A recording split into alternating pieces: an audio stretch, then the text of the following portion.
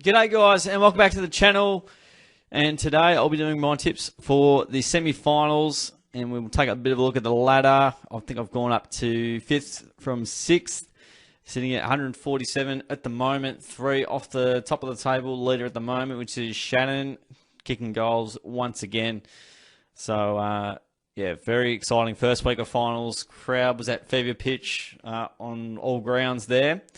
And got some exciting semi-finals coming up, and yeah, it's going to be very, very tough to sort of pick apart these ones. This is where, yeah, the real crunch time happens, and we'll see how we go. But MCG Friday night starts us off. We've got Melbourne and Carlton.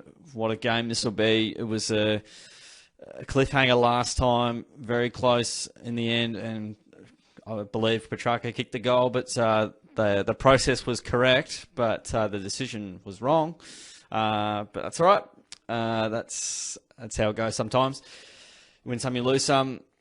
Carlton will be without, obviously, Mackay, and Jack Martin will be out with suspension, which is, yeah, just really silly. And Melbourne, they'll be out without Brayshaw, and also, yeah, Malcolm's been out over the last few weeks and will be for the remainder of the season. Trying to think. And Van Rooyen will be out, and also, yeah, if I didn't mention Brayshaw already, Brayshaw and Van Rooyen will be out of action, so their forward line takes a massive dent. Very tough game to pick. These teams both love contest and defence. They don't like scoring as much.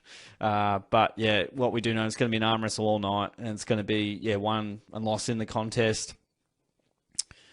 I'm going to go Melbourne, but, this is going to be a goal in it, I reckon. It's going to go right down to the wire. I'll go to the D's by 4 points. I feel like, yeah, the Blues just a little bit too much power up forward, but I can almost make the same argument for the D's, so...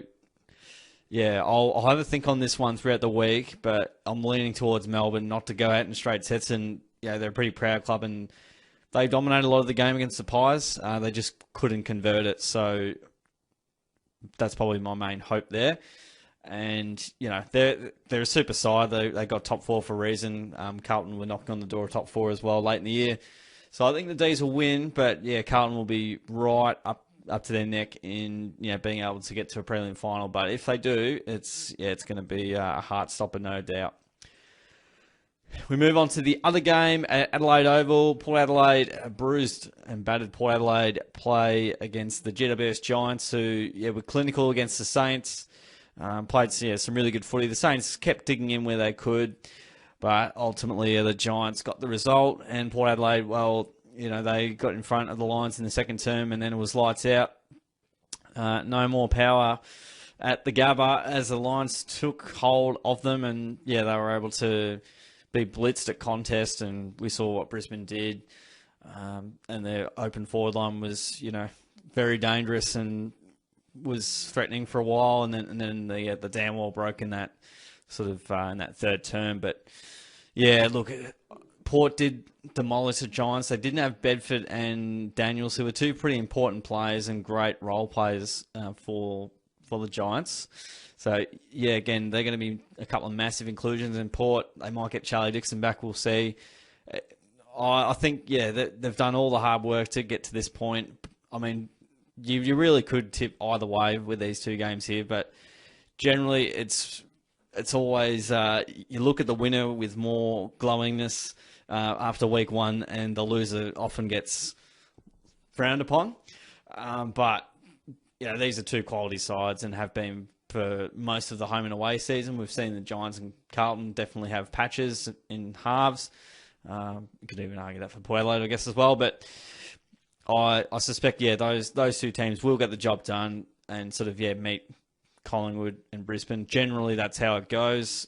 Qualifying final losers, we don't see straight sets all too often, although we saw it with Melbourne last year, 2021. I'm trying to think if there was any, but generally speaking, it doesn't happen too often. But we'll see.